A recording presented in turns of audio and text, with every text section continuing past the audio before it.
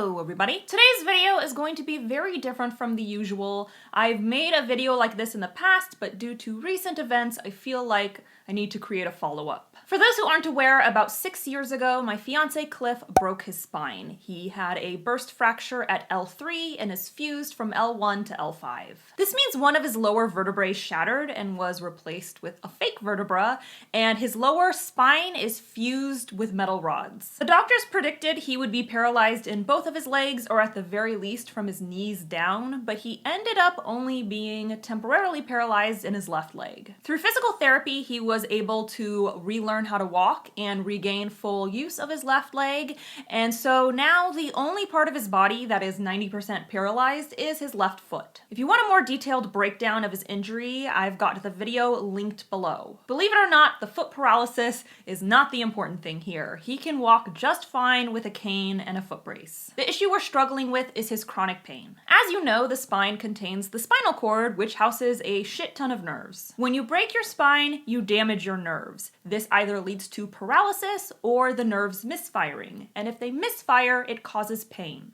Basically, the nerves send pain signals that don't need to be sent because nothing is actually happening. Cliff suffers from several types of pain. The first is back pain due to the rods in his back. They limit his mobility and thus cause stiffness and achiness. The second is neuropathy, which basically translates to nerve pain. This can be anything from feeling like bugs are crawling under his skin, to feeling like he has a very severe sunburn, to feeling like his leg is literally on fire. The third kind of pain is what we refer to as shocks, which is basically an extremely severe form of neuropathy. To put it simply, shocks feel like full-blown electrocution, and this can go on for hours, days, or even weeks. This triple whammy has been going on for years now, and we have exhausted a multitude of options. We've tried every medication you can think of, we've tried supplements and holistic options, we have changed his diet, and Cliff has had more injections and surgeries than you can possibly imagine. He's also had 2 spinal cord stimulators implanted into his body,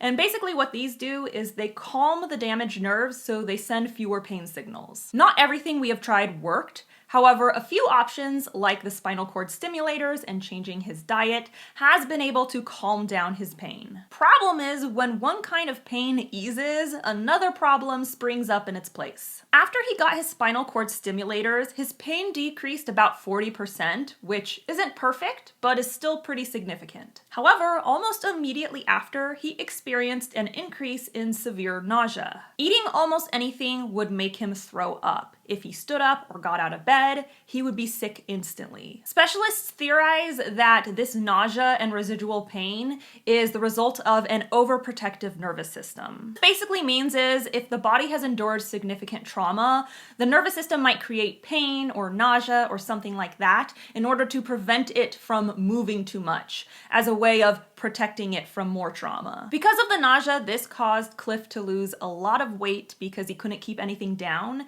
and it prevents him from taking advantage of his decrease in pain. Thus, most days, Cliff is bedridden, either due to the nausea or the residual pain. After years of hounding doctors, a specialist diagnosed Cliff with complex regional pain syndrome, or CRPS. CRPS is a chronic pain condition that typically affects one limb. In Cliff's case, it's his left leg, and it's caused by a malfunction in the peripheral nervous system. If you don't understand what that means, it doesn't really matter. What does matter is this. CRPS is the most painful condition on the McGill's Pain Index, which means it's unbearable. So much so that its clever little nickname within the medical community is the suicide disease. That's what Cliff has been going through for years. Now, for those of you who don't know this, I'm not just Cliff's fiance, I'm also his caregiver. I quit my job in finance in order to take care of him after he broke his spine. While he doesn't need as much help from me now as he did at the start, I still help him in some way on a daily basis. Cliff can't work because of his CRPS, so I am our sole source of income. My books, my platform, my YouTube videos, my sponsors, all of that pay our bills and his medical bills. Cliff and I run our business together. He handles all of of the technical elements, but he can't do nearly as much work for the business as he would like because he's constantly suffering. I don't care what Cliff contributes financially. I just care that he's healthy and pain-free and that he loves me. But he cares. He doesn't want to be in bed. He wants to contribute. He wants to be able to live a normal life. It's frustrating for me to see him not only sick and in pain, but also not being able to do the things he wants to do. He can't help as much with the business as he'd like. He can't write music. He can't code. And of course, there are other hurdles outside of the disability itself. Our house isn't super disability friendly, so we want to move to a bigger house that has a better layout for Cliff's disability. However, it's really hard to save money toward a house when a vast majority of your finances go toward medical treatment. I'm also extremely frustrated with the people we've encountered throughout this experience. We have seen a slew of doctors and have been met with so much apathy. Aside from him being underweight, Cliff doesn't look unwell, so people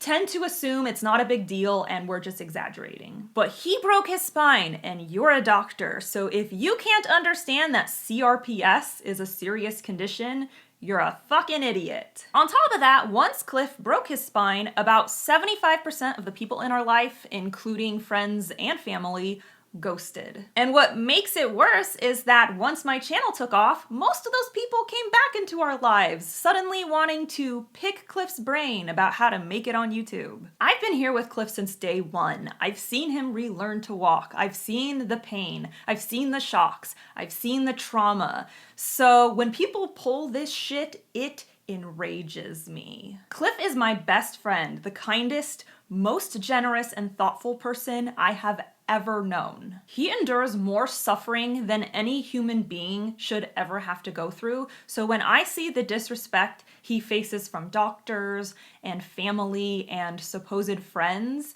I get so angry. I know this sounds like a lot of doom and gloom, but I wanted to keep it real about what we're going through, mostly for your sake. I receive requests pretty much on a daily basis to do manuscript critiques, usually for free. I don't do manuscript critiques because I don't have the time. I am running this platform and writing books to support my family, and I'm also taking care of Cliff. He has a minimum of 2 doctor appointments a week, and I go to all of them with him. I also don't work for free because 1, this is my job, and 2, I can't afford to. Every once in a while I get called an asshole or greedy because of this, but honestly, I don't care. For every one person who thinks me getting paid to do my job is a travesty, there are 1,000 people who are extremely supportive, and you guys, it means a lot to me. You're the best. I also wanted to give you guys some insight into why I usually only post 1 video a week as opposed to more. I know so many channels post 3 videos a week. I wish I had that sort of time, maybe one day in the future, but right now I'm hauling ass as it is. This also gives you an idea of why I don't do rapid release like a lot of indie authors. I'm split between a lot of different obligations and I'm just doing the best I can. Lastly, I wanted to let you guys know about the situation, mostly for your kindness and understanding. Cliff and I receive a lot of comments that are so well-intentioned, but because people don't really understand what we're going through, they don't get that what they're saying is actually a little hurtful. For example, sometimes people will say things like, "Wait, he's still in pain?" Yeah, that's how chronic pain works.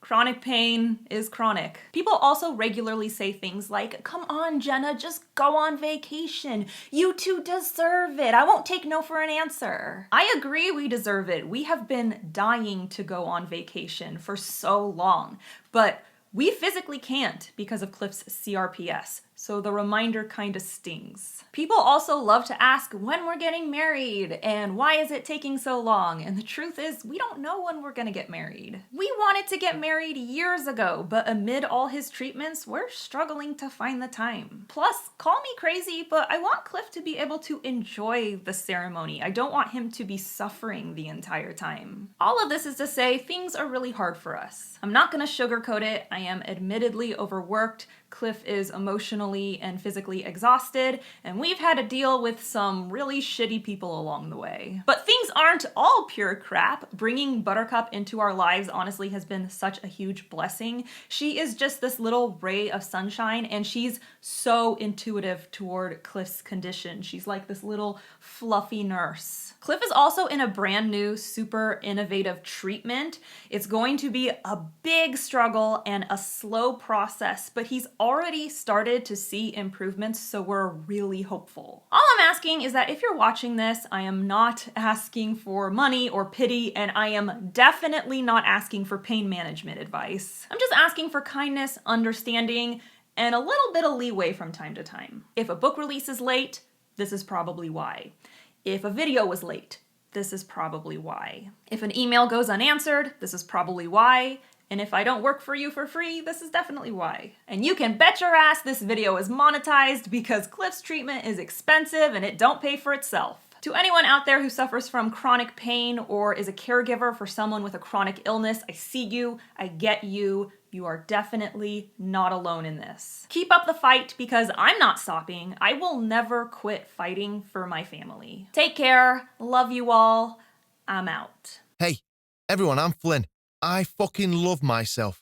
So if you love me and you don't mind a bit of Jenna, then why don't you press the fucking subscribe button? You know you want to, because then you get to hear more of me. Anyways, press that button, ding the bell, and we'll have a great fucking time.